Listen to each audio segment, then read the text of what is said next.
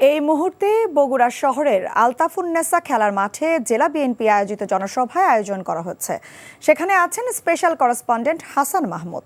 সরাসরি যাচ্ছি তার কাছে। হাসান, জনসভায় কখন আসবেন প্রধানমন্ত্রী তারেক রহমান? জনসমাবেশ কেমন দেখছেন?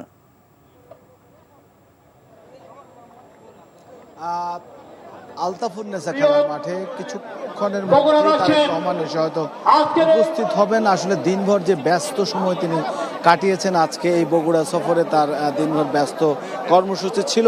সবশেষ এই বড় অনুষ্ঠানের ভিতরে আলতাফুন্নেসা খেলার মাঠে তিনি বক্তৃতা করবেন এবং এরই মধ্যে এই মাঠটি কিন্তু মানুষে সয়লাব হয়ে গিয়েছে, অর্থাৎ কানায় কানায় ভরে গেছে এই আলতাফুন্নেসা খেলার মাঠ। এখানে বক্তব্য শোনার জন্য এসেছেন বিভিন্ন অঞ্চল থেকে মানুষ এসেছেন এবং তারেক রহমান এইখানে আসলে বিশাল জনসভা করবেন, এটা পূর্ব নির্ধারিত। এবং এই জনসভায় অর্থাৎ এই বগুড়া 6 আসনে পড়েছে তার এই জনসভাস্থল।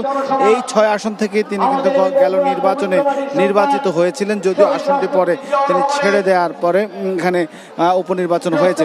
তো তারেক রহমান রয়েছেন বাগবাড়ির, তিনি একটি ফ্যামিলি কার্ড বিতরণ কর্মসূচি, খাল খনন কর্মসূচি এবং রুবেলা টিকা ক্যাম্পেইন কর্মসূচির উদ্বোধন করেছেন।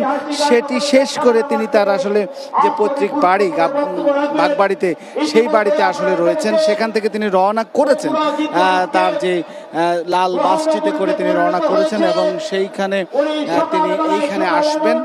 হয়তো পথে রয়েছেন, কারণ পথে পথে মানুষের যেই ঢল আমরা দেখেছি, আমরাও সেই জায়গা থেকে এসেছি। তো পথে পথে মানুষের বিপুল সংখ্যক মানুষ রাস্তার দুপাশে দাঁড়িয়ে তারেক রহমানকে অভিবাদন জানানোর জন্য কিন্তু অপেক্ষা করছে, যার কারণে তার আসতে হয়তো বা তার গাড়ি প্রবেশ করতে বেশ খানিকটা বিড়ম্বনা পোহাতে হবে, বা মানুষের যে জনস্রোত সেটি ঠেলে গাড়িকে আসতে হবে, সেই জন্য যথেষ্ট সময় লেগে যাবে। এখানে তিনি বক্তৃতা করবেন এবং বক্তৃতা শোনার জন্য বিপুল সংখ্যক মানুষ এখানে উপস্থিত হয়েছেন।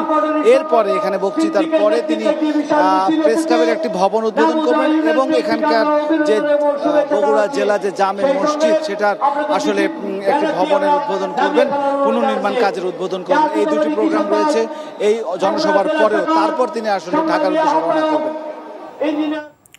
জানছিলাম বগুড়ার জনসভায় প্রধানমন্ত্রীর খবর।